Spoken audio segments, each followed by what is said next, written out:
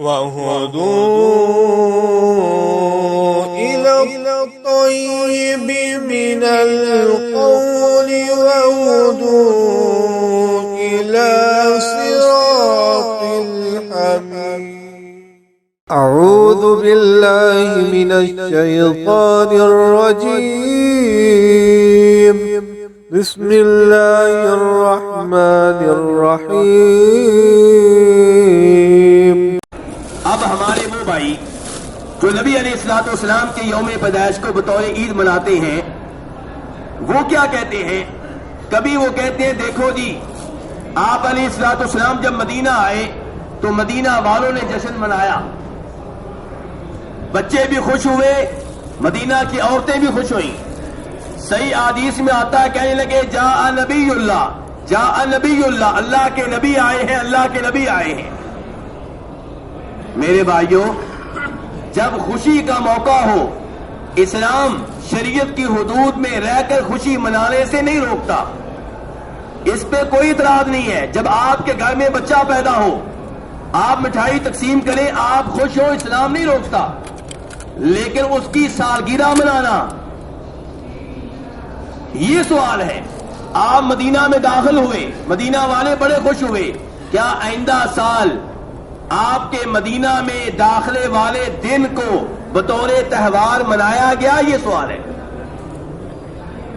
بدر کی لڑائی میں مسلمانوں کو فتح ملی، مسلمان بڑے خوش ہوئے، کیا آئندہ سال یوم بدر کو بطور تہوار منایا گیا؟ یہ سوال ہے۔ مکہ فتح ہوا، مسلمان بڑے خوش ہوئے، لیکن آئندہ سال یوم فتح مکہ منایا گیا؟ یہ سوال ہے۔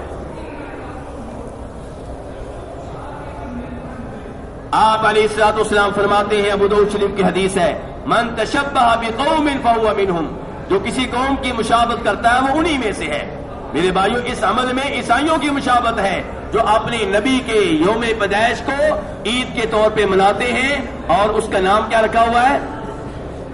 Christmas day. اور افسوس ہوتا ہے کہ کئی مسلمان اس موقع پہ عیسائیوں کو مبارکباد دیتے ہیں۔ کیا یہ مبارکباد دینا جائز ہے؟ بالکل غلط ہے۔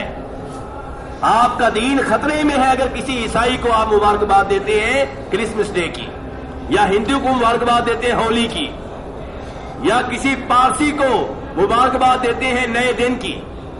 ان تمام چیزوں سے میرے بھائیوں دور رہنا چاہیے، اور وہی دین ہمارے لیے کافی ہے جو ہمارے نبی علیہ الصلوۃ والسلام ہمارے لیے چھوڑ کر گئے ہیں۔ ہمارے بھائی کئی دفعہ یہ کہتے ہیں کہ جی ابو لہب نے آپ کے یوم پیدائش کو منایا تھا۔ کس نے منایا تھا؟ یہ ابو لہب کون ہے؟ مسلمان ہے کہ کافر ہے؟ کافر ہے۔ کیا کافر کا جو عمل ہے وہ ہمارے لیے دین بن گیا؟ اگر ہے بھی تو ابھی تو یہ بھی ثابت کرنا پڑے گا کہ ایسا ہوا بھی ہے کہ نہیں ہوا۔ 2 منٹ کے لیے ہم مان لیتے ہیں کہ ابو لہب نے یہ کام کیا تھا، تو کیا ابو لہب کا عمل ہمارے لیے دلیل بن گیا؟ وہ ابو لہب جس کے بارے میں قرآن کہتا ہے تبت یدا ابی لہب وتب، کہتے ہیں جی ابو لہب نے آپ کی پیدائش کی خوشی میں اپنی لونڈی سویبہ کو آزاد کیا تھا، تو کسی کو خواب آیا، خواب میں ابو لہب نے کہا تھا، یہ خواب بھی ہمیں لے کر بیٹھ گئے۔ کیا لے کر بیٹھ گئے؟ قرآن کے مقابلے میں خواب، صحیح حدیث کے مقابلے میں خواب، یہ خواب ہمیں لے کر بیٹھ گئے۔ اور خواب آیا جی ابو لہب بتا رہا ہے کہ مجھے بڑا عذاب ہو رہا ہے، بس وہ جو میں نے سویبہ کو آزاد کیا تھا اس کی وجہ سے میری انگوشتے شہادت اور انگوٹھے کے درمیان سے یہاں پہ جو گڑھا سا ہے وہاں سے مجھے کچھ پلایا جاتا ہے۔ اللہ تعالیٰ کہیں قرآن پاک میں ابو لہب کے ہاتھ ٹوٹ گئے، ما اغنی عنہ مالہ وما کسب، اس کے مال نے اس کو کوئی فائدہ نہیں دیا، اس کے اعمال نے اس کو کوئی فائدہ نہیں دیا، اور آپ خواب لے آتے ہیں جی اس کو فائدہ ہو رہا ہے۔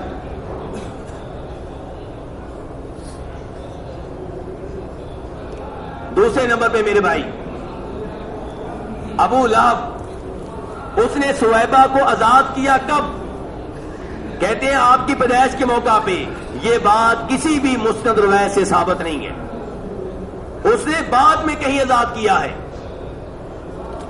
اور اگر سویبہ کو آزاد کرنے کی وجہ سے اسے کوئی فائدہ ہوا ہے تو اس کا آپ کی پیدائش سے کوئی تعلق نہیں ہے، صہیبہ کو آزاد کرنے سے تعلق ہے، جبکہ وہ چیز بھی ثابت نہیں ہے۔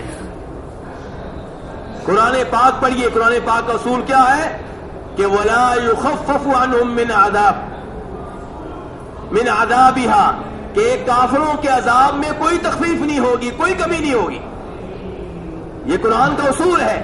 اس کے مقابلے میں آپ یہ خواب بیان کریں گے کہ جی اس کے عذاب میں تھوڑا سا ہلکا پن پیدا کر دیا جاتا ہے اس وجہ سے کہ صہیبہ کو عذاب کیا تھا۔ اللہ تبارک و تعالیٰ سے دعا ہے ہمیں قرآن و حدیث کو سمجھنے کی توفیق عنایت فرمائے۔